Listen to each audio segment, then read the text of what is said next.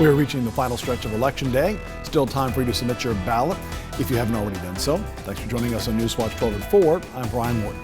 And depending on where you live, there's anywhere from a single measure to multiple measures you'll need to know about. For residents of Josephine County, one of the topics on the ballot is a levy for Illinois Valley Fire and EMT services.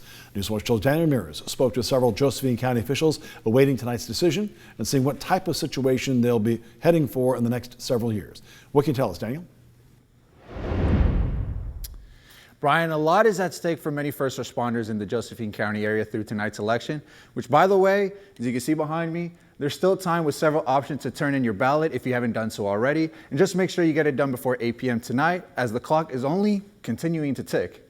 Now, today I had the chance to speak with officials with the Williams Fire Department, and they were able to detail how important the current levy has been in helping the first responding efforts since it was voted into place back in 2016.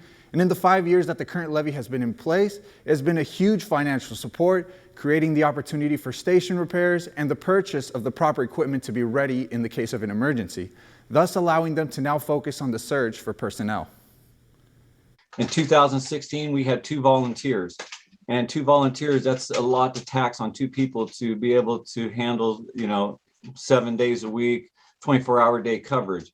So with that in mind, the personnel is the biggest issue for this levy. And with personnel, we know comes cost. It costs a lot to be able to put a firefighter, they're on a scene with the required equipment they need.